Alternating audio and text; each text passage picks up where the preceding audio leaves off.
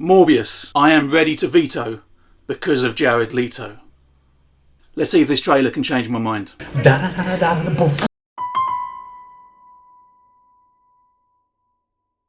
Michael Morbius. Discover who you're meant to be. The bad guy.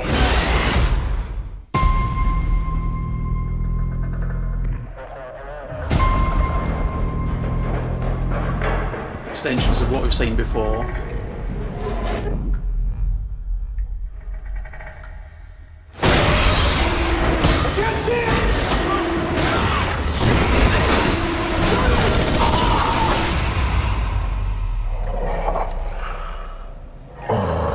Performance. Jared Leto performance.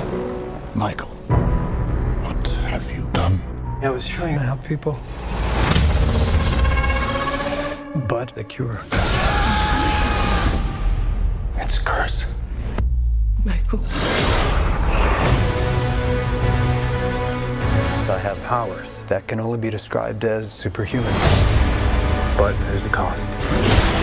Now, I face a choice. To hunt and consume blood. Or die. We all have monsters within us.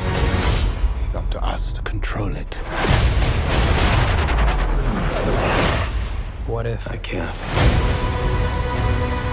Michael Morbius.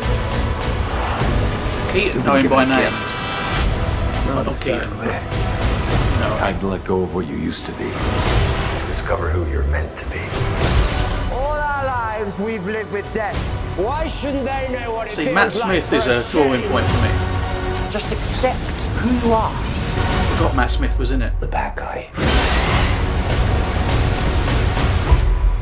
Morbius. You don't look anything like you do on the news. Yeah, you look downright robust. Pilates helps.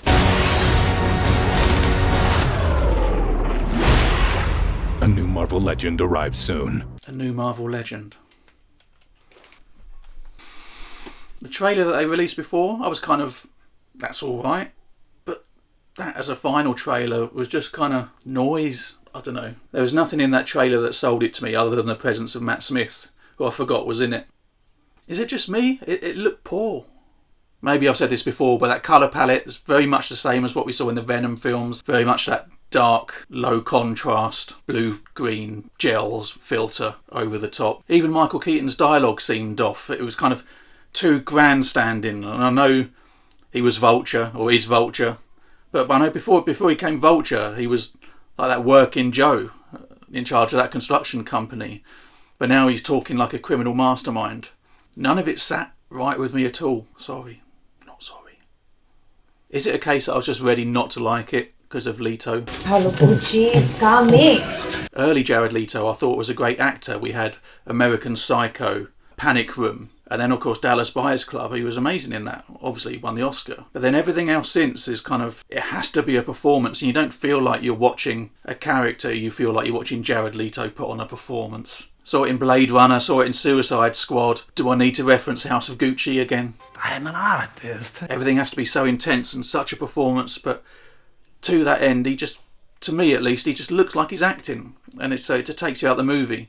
And I know Morbius isn't meant to be high art, but you look at every other MCU-related film, and you kind of believe those actors are the characters. You believe that Robert Downey Jr. is Iron Man, you believe Chris Hemsworth Thor, you believe Cumberbatch is Doctor Strange. They embody those characters. This just looked like a performance with a load of bad CGI over the top, hidden by the darkness and the gels and the filters.